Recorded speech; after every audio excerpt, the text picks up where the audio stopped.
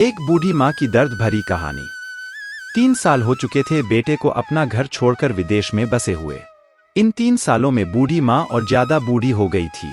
75 वर्ष की उम्र में सुलोचना देवी की याददाश्त काफी कमजोर होती जा रही थी। उन्हें रोजमर्रा की चीजें याद ना रहती, लेकिन जो उन्हें हमेशा याद रहता वह था उनका बेटा। दिन हो या रात, एक पल भी ऐसा ना होता जब उन्हें अपने बेटे की याद ना आती।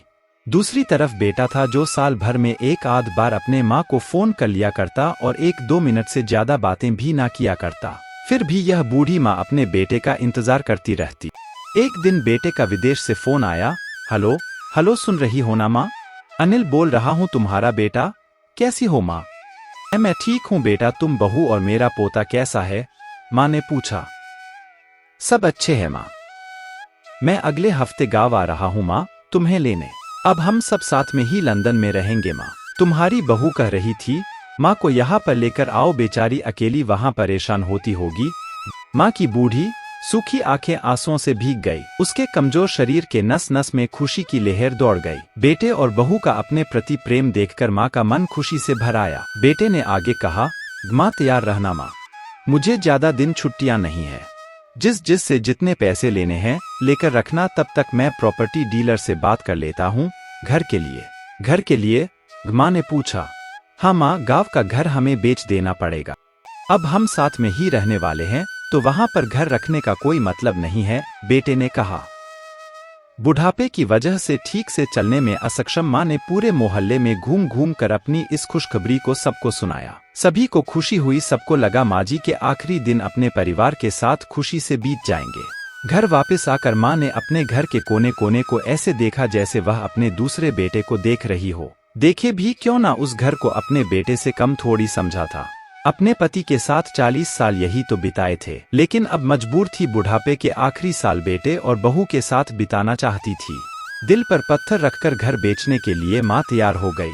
आनन फानन में बेटे ने घर को आधे दामों पर बेच दिया। माँ ने ज्यादा नहीं, लेकिन जिन चीजों से दिल लगा था उन चीजों को समेटा और बेटे के साथ टैक्सी में बैठकर एयरपोर्ट के लिए चली गई। एयरपोर्ट पर आकर बेटे ने माँ से कहा, माँ तुम यहाँ बेंच पर बैठो, मैं सामान और बोर्डिंग पास की जांच करा कर आता हूँ। वहाँ वक्त लगता है और खड़ा रहना पड़ता है, तुम्हें तकलीफ होगी। तुम यही आराम करो। मैं यूँ गया और यूँ आया। माँ बेंच पर बैठ गई और बेटा अंदर चला गया। काफी समय हो गया बेटा वापस नहीं लौटा। माँ सोचने लगी, ज्यादा भीड़ होगी इसलिए देर लग रही होगी। अंधेरा होने को आया, अब तो लोगों की आवाजाही भी कम होने लगी। माँ को अब चिंता होने लगी। एक कर्मचारी ने आकर पूछा, किससे मिलना है माँ जी आपको? यहाँ पर क्यों बैठी है? डरती हुई आवाज में सुलोचना देवी बोली, मेरा बेटा अंदर सामान की जांच कराने गया है। लंदन जा रहे हैं हम। क्या नाम है माँ जी आपके बेटे का? कर्मचारी ने पूछा। अनिल नाम है मेरे बेटे का, सुलोचना देवी ने बताया। कर्मचारी अंदर गया और थोड़ी देर बाद बाहर लौटा। उसने सुलोचना देवी से कहा, माँ जी लंदन जाने वाली फ्लाइट तो दोपहर में ही जा चुकी है और आपका बेटा भी उस फ्लाइट में बैठकर लंदन जा चुका है। अब आपके यहाँ बैठने का कोई मतलब नहीं है, आप भी अपने घर चली जाइए। क्या? जा चुका है? और मैं घर जाऊं? घर? माँ की आंखों से आंसुओं के सैलाब उठने लगे। जैसे तैसे माँ घर पहुंची, जो अब उसका था ही नहीं, बिक चुका था।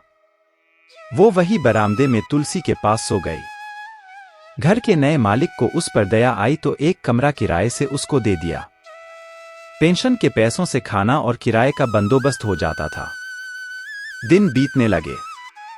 कुछ दिनों बाद घर के नए मालिक ने सुलोचना देवी से कहा, माँ जी आप अपने रिश्तेदारों के यहाँ पर जाकर क्यों नहीं रहती है? इस उम्र में आपके लिए वही अच्छा होगा।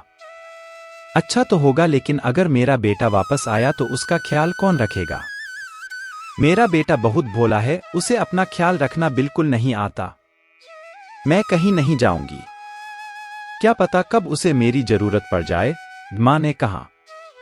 दोस्तों, सच बता रहा हूं, माँ की ऐसी बातें सुनकर मेरी आंखों में आंसू आ गए। किसी ने सच ही कहा है, पूत कपूत हो सकता है लेकिन माता कभी कुमाता नहीं होती। दोस्तों, आप सभी से हाथ जोड़कर विनती करता हूं, अपने माता पिता की जितनी हो सके सेवा करना। उनके साथ कभी बुरा बर्ताव मत करना। दोस्तों, अगर वीडियो पसंद आई हो तो लाइक कमेंट कर देना और ऐसी ही इंटरेस्टिंग स्टोरी के लिए हमें सब्सक्राइब जरूर कर लेना। मिलते हैं नेक्स्ट वीडियो में।